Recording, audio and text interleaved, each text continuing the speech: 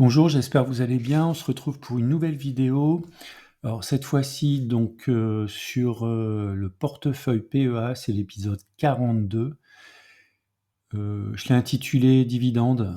Effectivement donc, le mois de mai, c'est le mois sur lequel j'ai perçu le plus de dividendes depuis le début de l'année et je crois aussi, jusqu'à la fin de l'année. On va voir tout ça en détail.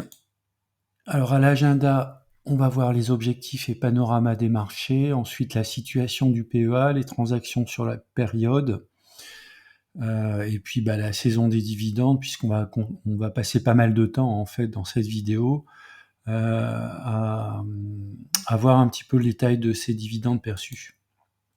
On démarre par un avertissement. Je ne suis pas conseiller financier, cette vidéo n'a pas pour but de vous proposer un placement financier ou un quelconque conseil d'achat, mais uniquement un but pédagogique et de partage. Vous restez responsable de vos investissements. Alors, objectif et panorama des marchés. Alors mon objectif, c'est un revenu complémentaire à la retraite à horizon 15 ans à peu près, ce qui me mènera à peu près en 2036. Un versement régulier de 600 € par mois, avec un objectif de croissance du portefeuille de 8% par an, ce qui nous amènerait un revenu, si on considère 4% des 411 000 €, un revenu de l'ordre de 1 300 1 400 € par mois, qui viendrait en fait de cette partie investissement. Alors, où est-ce qu'on en est aujourd'hui? 121 047 €. Donc, je suis un petit peu en avance. Alors, pour deux raisons, la bonne tenue, la bonne performance du PEA, et puis le fait d'avoir contribué de manière significativement plus élevée que la contribution mensuelle. On démarre par le panorama des marchés. Le CAC 40 a clôturé légèrement en dessous des 8000 points au 31 mai 2024 à 7 992 points. C'est une baisse sur la semaine de 1,26%, et on va dire globalement depuis 3 mois on stagne, 0,99% sur le mois et 0,74% sur 3 mois. Donc on fait un peu du surplace depuis à peu près 3 mois. Par contre, depuis le début de l'année, on est en progression d'à peu près 6%. Si vous regardez la croissance du modèle hors dividende, c'est 2,74% de croissance par an. Donc on est quand même sur une belle croissance depuis le début de l'année, même si c'est pas foufou comparé aux quelques années précédentes. On est actuellement à 0,92 écart type. Donc si on regarde au niveau des écarts types, on se rapproche de 1 écart type. Alors ça arrive pas trop souvent, mais historiquement, c'est quand même arrivé, notamment dans les années 2000-2002 et puis également dans les années 2006-2008. Donc on peut même aller au-delà, puisqu'on était même au-delà des 2 écarts types. Ça, c'était à l'époque de la bulle spéculative des valeurs Internet. Donc on a encore une marge de croissance, cependant il faut être quand même relativement méfiant, puisque la valeur théorique sur la droite de régression nous donnera un CAC 40 autour de 6400 points, en fait 6337 points. Alors, le CAC 40 n'inclut pas les dividendes. Lorsqu'une société détache un dividende, celui-ci est retiré du cours de l'action. Donc ce qui peut être intéressant, c'est de regarder le CAC 40, dividende inclus. C'est ce qu'on appelle le CAC 40 gross total return. Ou autrement dit, si vous cherchez le ticker, c'est PX1GR, alors que le CAC 40, c'est PX1. Donc là, si on regarde en fait cet indice, donc dividende inclus, on est un petit peu au-dessus d'un écart type, 1,09. On a une valeur théorique de 22 000 et un cours de 24 790. Et on a une croissance du modèle de 8,54%. Donc vous voyez, si on regarde la croissance depuis le 1er janvier, on a à peu près fait l'essentiel de la croissance moyenne sur l'année en fait. Donc ça, c'est un point qui me paraît assez intéressant. Maintenant, si on regarde les actions qui ont surperformé le CAC 40 depuis le 1er janvier, donc il y a pas mal d'actions quand même sur le CAC 40 qui ont surperformé. Alors à noter les valeurs bancaires. Vous voyez par exemple le Crédit Agricole depuis le début de l'année fait plus 16%, la Société Générale plus 14%, et BNP qui est la meilleure des trois banques fait quand même 8,16% depuis le début de l'année. J'ai mis une petite flèche bleue ici sur les actions que je détiens en portefeuille, avec notamment Total Energy qui a encore un très bon comportement depuis le début de l'année. C'est relativement notable. Après, ce qui peut être étonnant, c'est sociétés comme Renault. Bon, alors c'est sûr que Renault était largement en retard par rapport à pardon, non pas Essilor, mais par rapport à Stellantis. Donc il y a eu un bel effet de rattrapage quand même, plus 45%, donc à noter. Donc Safran Safran Thales bénéficie notamment des commandes dans le domaine militaire. Schneider sur la partie explosion des IA, des data centers, donc une grosse activité au travers de l'équipement en fait de ces environnements-là. Et puis on va retrouver des sociétés comme Publicis ou Accor qui sont relativement bien positionnées. Michelin a fait également un très beau parcours depuis le début de l'année, plus 14%. Alors la situation du PEA, donc 121 047 euros pour une plus-value de 36 847 euros. Donc montant investi 84 200 euros et on s'approche des 2000 euros au niveau des dividendes perçus.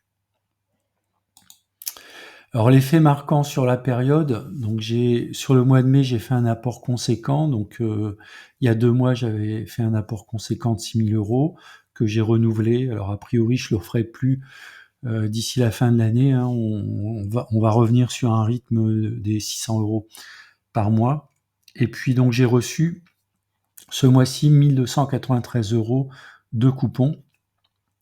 Alors j'ai acheté et renforcé 6 actifs et j'ai vendu et allégé un actif. Alors, on va regarder maintenant les transactions sur la période du mois de mai. Donc pour les coupons, on a touché pas mal de coupons, donc Stellantis 200 euros, Bouygues 41 euros, Kering 57, AXA 225, 23,14 pour FDJ, Ferrari un petit coupon 6,14 euros, 124 euros pour Sanofi, 53 euros pour Veralia, 169 euros pour Air Liquide, 203 euros pour Score, 60 euros pour Michelin, 46 euros pour Valeo et 77 euros pour Téléperformance. Donc ce qui nous fait pour le mois de mai 1293 euros et un cumul depuis le début de l'année de 2000 euros. Alors, la partie dividende, pour l'instant, c'est une petite partie de ma stratégie. Ma stratégie est plutôt axée sur les actions de croissance, mais j'ai voulu quand même avoir une partie dividende. Alors, les actions en dividende, on va retrouver notamment Stellantis, AXA, Sanofi, Score, par exemple, qui sont complètement dans ma stratégie dividende. Alors, en ce qui concerne donc les achats, les ventes, alors c'est historique. Je vous mettrai à la fin la liste en détail de toutes les transactions. Donc, je me suis renforcé sur le PANX qui correspond en fait au Nasdaq 100 sous forme d'ETF. Donc j'ai acheté 20 ETF à 48,54. Donc il est bien monté puisque le cours actuel, même s'il y a une petite correction, on est à 53 euros. Donc en à peine un mois, on est passé de 48 à 53, donc il y a quand même une belle hausse. Et j'ai un PRU de 35,83 euros.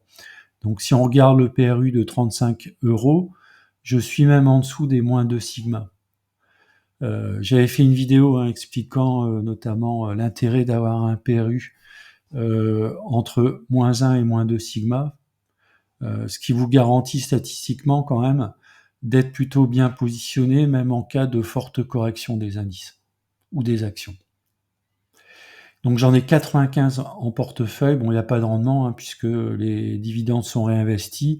C'est principalement de la technologie américaine qui distribue relativement peu de dividendes. Donc là, on est vraiment pour la croissance du modèle de l'ordre de 16%. Donc un ETF éligible au PEA, donc on va pas se priver pour aller chercher de la croissance au sein du PEA.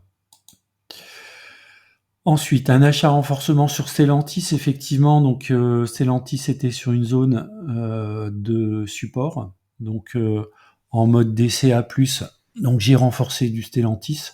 J'en ai acheté 24 à 20,15 €. Je pense que c'est une action qui peut aller beaucoup plus bas, notamment autour des 19. Donc si elle y va, je renforcerai. Pour moi, c'est un investissement sur le long terme pour Stellantis, avec à la clé un niveau de dividende relativement élevé, puisque sur le PRU, je suis pas loin des 9% de rendement et 6,34 au cours actuel. Donc pour moi, voilà, il y a aucune inquiétude sur Stellantis. C'est une société qui délivre dans le temps du dividende, très bien géré, un bon portefeuille de marque. Donc il n'y a aucune raison que ça continue pas. Alors une société que j'avais rentrée il y a quelques mois en fonds de portefeuille, c'est Ferrari. Donc là, pareil, pour aller chercher de la croissance. Elle délivre très peu de rendement, hein, 0,52 sur le PRU, 0,47 sur le cours actuel. Donc j'ai effectué 2 achats. Premier achat 379 €. Donc on était ici sur une zone de support et à nouveau à 380 €. Alors si l'action baisse, on ira le chercher autour des 345, éventuellement un petit peu plus bas à 330 €, sachant que mon PRU est à 348 € et j'en détiens 6 dans le portefeuille. Donc l'objectif, c'est de constituer une ligne un peu plus importante au fur et à mesure du temps. On va passer à la vente allègement que j'ai fait sur le portefeuille, sur Valeo. Donc Valeo, j'ai effectué un allègement en 2 fois. Une première fois 38 actions à 13,06 €, ensuite 35 actions à 13,20 €, ce qui a permis de générer une plus-value de 90 €. Alors j'ai mis ici en noir le trait qui correspond à mon PRU. Je suis à 11,90 de PRU. Donc tout ce qui est au-dessus, je suis en zone de gain, tout ce qui est en dessous en zone de perte. Donc actuellement, je suis revenu, hein, j'ai vendu ici, on est à peu près en haut du range que j'avais identifié, c'est le carré jaune. Donc j'ai vendu au niveau du haut du range. J'ai renforcé un petit peu, donc on va le voir un petit peu plus tard, j'ai renforcé, ce qui avait fait baisser un peu le PRU. Je suis actuellement donc en zone de perte. L'objectif, c'est de revendre si on retourne ici, d'alléger si on retourne sur les 13 €, 13,10 €, renforcer éventuellement si on se retrouve sur un niveau relativement bas qui correspondrait à peu près aux 10,50 €. Alors ensuite, j'ai effectué en mode DCA, donc DCA+ sur Total Energy. J'en ai acheté 15 à 65,42 €. Alors ça fait plusieurs vidéos mensuelles que je le précise. Mon objectif sur Total Energy, c'est de faire de l'accumulation avec un objectif de 430 € d'actions. Alors pourquoi 430? Bon, ça peut être un peu moins, ça peut être un peu plus. L'objectif, c'est d'avoir un revenu de 100 € par mois via les dividendes. Pour moi, Total Energy, j'ai fait une vidéo dédiée à cette action. Il n'y a aucun souci sur le très long terme. Donc à la fois sur la partie donc historique, le pétrole, la transition énergétique avec le gaz, et puis les nouvelles énergies, les énergies renouvelables, dans lequel la société investit énormément d'argent. Donc pour moi, la stratégie, elle est claire. Une rentabilité à la clé. Alors il peut y avoir des fortes fluctuations, notamment liées à la corrélation du cours de la société avec l'évolution du prix du baril, à la hausse ou à la baisse. Bon, voilà, donc on est prêt à accepter peut-être parfois une baisse du cours. Bon, j'ai un PRU qui est à 44,30 €, ce qui est relativement bas quand même, avec un très bon rendement sur le PRU, 6,80, donc forcément le PRU il a bien augmenté mais on est quand même sur des zones 44, on est quand même sur des zones assez intéressantes pour ce type d'action de qualité. Alors j'avais vendu, on l'a vu, j'ai vendu par 2 fois Valeo, j'avais hésité à liquider toute ma ligne, mais bon, je me suis dit, lorsqu'elle a tapé ici, le haut du range, il y avait éventuellement peut-être une possibilité de continuer la hausse, auquel cas j'aurais allégé complètement dans la zone 15 euros, 16 euros. Bon, c'est pas ce qui s'est passé. Donc quelque part, les actions qui ont été vendues sur les niveaux des 13 euros vont être acquises sur la zone des 10,50, 11 euros, ce qui permettra de faire baisser le PRU.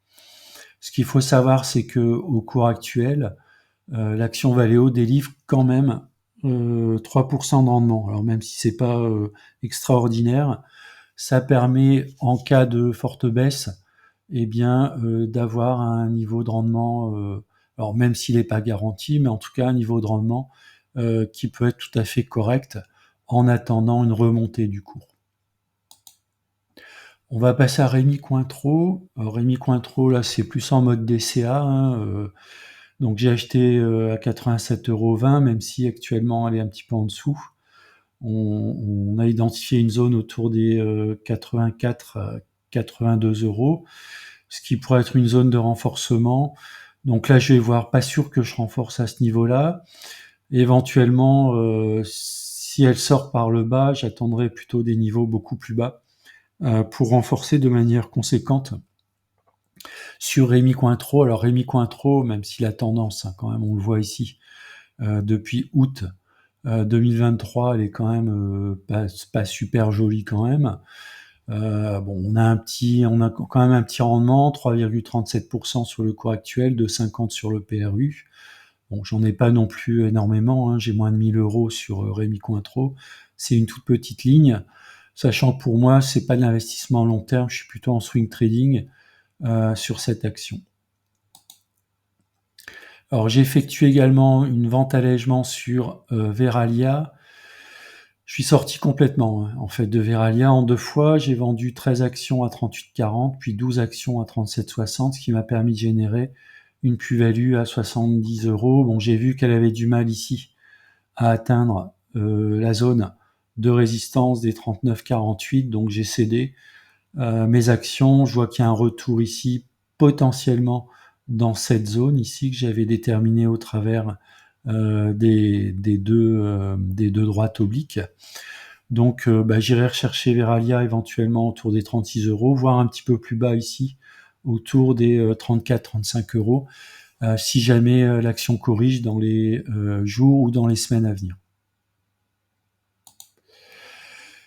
Alors, achat renforcement sur Eurofins Scientifique. Eurofins Scientifique, j'avais dessiné ici une sorte de tasse avec anse. Donc j'ai reporté ici le haut de la tasse avec potentiellement un point de sortie ici. Bon, on a fait mine de sortir, et puis derrière on a réintégré en fait. On a réintégré en dessous. Alors on a quand même ici une oblique en rouge, une oblique de support. Alors petite méfiance quand même, on est en train de passer en dessous de l'oblique de support, donc il pourrait y avoir une correction sur Eurofins. Bon, moi j'ai quand même renforcé 8 actions à 55 € sur le niveau de support, 55,80. Bon, peut-être qu'elle va passer en dessous et valider donc la sortie par le bas, auquel cas on pourrait se diriger vers les 48, voire les 45 €. Et là, je retournerai à nouveau et je renforcerai sur Eurofins Scientifique. Alors je vous ai pas mis la droite de régression, mais on est sur des niveaux relativement bas si on regarde l'évolution des cours sur les 30 dernières années sur Eurofins Scientifique. Bon, il n'y a pas de rendement, 0,85, 0,90.